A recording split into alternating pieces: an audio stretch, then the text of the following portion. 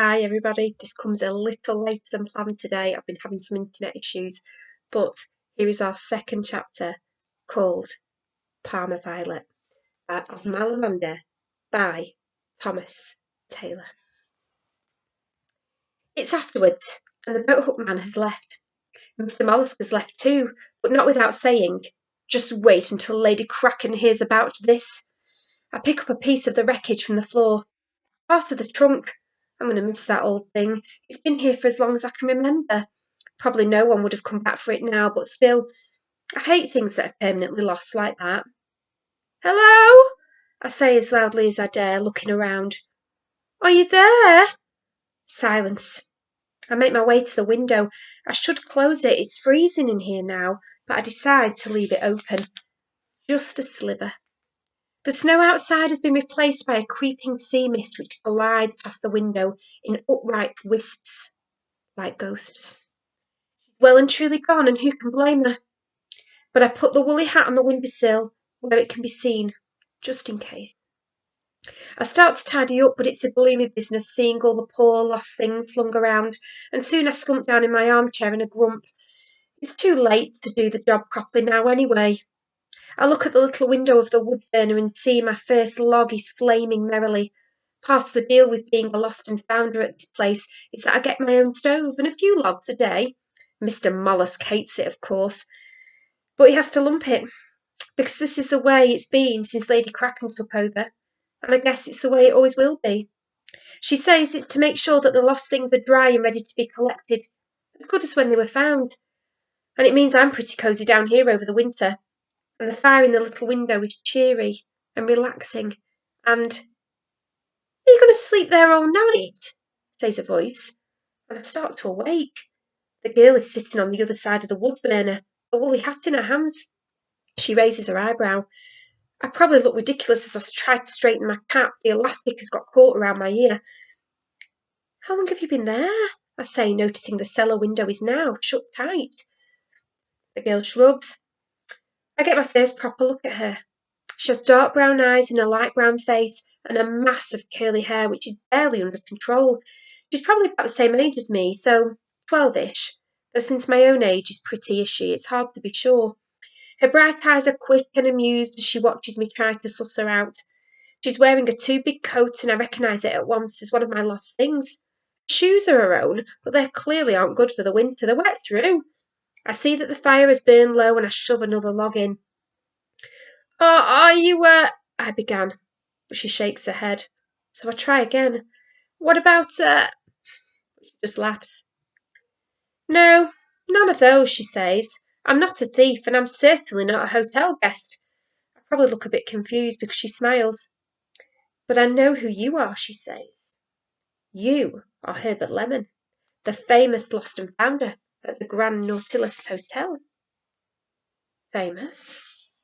Well, famous to me. I've come hundreds of miles to see you, Herbert. "Herbie," I say, finally giving up with the cap and taking it off altogether, "because I think you're the only person in the whole world that can help me." "Really?" I say, scratching my head. "How come?" "Because I'm lost," she says, "and I'd like to be found."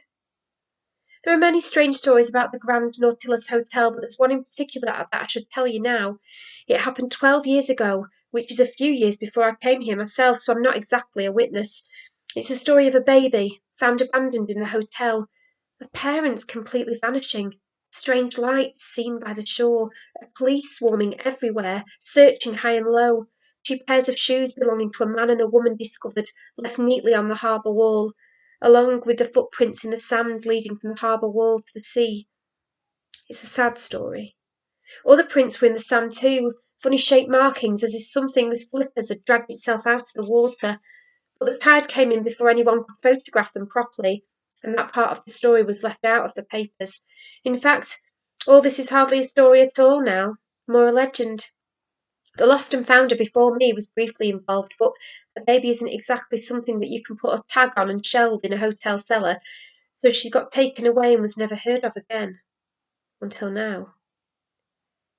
"Okay, I'm going to stop you right there," I say to the girl, because I think I can see where this is going. Even if you are this legendary lost baby, all grown up, I really don't see how I can help. I just do lost things, not lost persons. You need, a detective or something. But isn't your job to find the owners of lost things?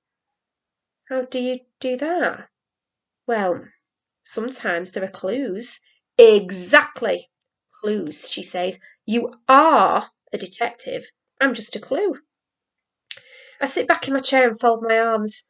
That's not how it works. When I say clues, I mean labels, name tags. I mean someone scratched their phone number on the underside of a suitcase. And if I'm not mistaken, you don't have a phone number scratched on you. No. Well then. But I do have this, said the girl, and she reaches inside her ratty pullover and pulls out a folded postcard that she's wearing on a ribbon around her neck. She takes it off and hands it to me. On one side is a picture of a monkey wearing a top hat. Or is it a chimp? Either way, it's not your regular monkey or chimp. It has the lower body of a fish. And printed on the back is a series of letters and numbers. I glance at the girl because this is something I recognise. And I'm not ready to tell her yet, in case it sets off the whole detective thing again. It was in my cot, says the girl, when they found me 12 years ago in one of the rooms at the hotel. Surely you know something about it, Herbert. Seriously, will you just call me Herbie? I say, handing the card back. Only Mr. Mollusk calls me Herbert. Who's Mr. Mollusk? He's the horrible man who'll kick you out into the snow when he finds you here, and me too, probably. Don't you mean if he finds me? He's already nearly found you once, I say, and thanks to you, my cellar was trashed by that hideous man with a hook for a hand, so I'm sticking to when, thanks. She looks crestfallen. So you won't take my case? Case? Case? I shake my head in disbelief. The only cases down here have unwashed pants in them. You can stay here tonight. It's freezing outside. She beams. But I don't take cases, and I don't see how I can help you. My name is Violet, by the way, she said, grabbing my hand and waggling it up and down. Violet Palmer. And I just know that if anyone can help me, Herbie, it's you. It's as if she hadn't been listening to a word I said. I watch as she slips off her ridiculously flimsy shoes and props them up by the fire. Outside the snow has stopped and the ice has boomed across the window. I want to ask her about the boat hook man. I want to ask her where she's been all these years. Then I wonder if she's hungry, this Violet Palmer. But by the time I open my mouth to ask, she's already asleep on a pile of coats. I'm just thinking I should maybe crash out myself. I've got a fold-away bed down here, but there's a loud ting, ting up at my desk. It's so unexpected at this time of night that I almost jump out of my skin. I tiptoe up to my cubbyhole, but there's no one there. On the counter is a folded note addressed to the lost and found of the Grand Nautilus Hotel, or in other words, to me. I open the note. Dear Herbert Lemon, please come to my rooms immediately. Yours sincerely, Lady Kraken. I do a gulp. I can't help it. Lady Kraken summons no one to her presence lightly. The hotel runs like a venerable, well-greased machine, with older mollusks supplying all the grease needed and then some. Every cog in that machine, from the manager himself to the most rabbit-eyed chambermaid, knows its place and turns correctly round its particular duty, or gets removed. Just wait till Lady Kraken hears about this, Mr. Mollusk had said earlier. Well, it looks like she has. My hand is wobbling slightly as I put the close sign on my counter. I glance across reception. Empty this late at night. Catch myself in one of the ancient mirrors. I tug straight the front of my uniform, royal purpose blue, with a double row of brass buttons, and tuck as many of my scrappy blonde tufts under my cap as I can. I try not to think. This might be the last time I get to wear it. And then I set off for the hotel's stately brass elevator. That's all for today. I'll see you tomorrow, hopefully at 1 o'clock, for our next chapter called The Camera Luna. Bye, everybody.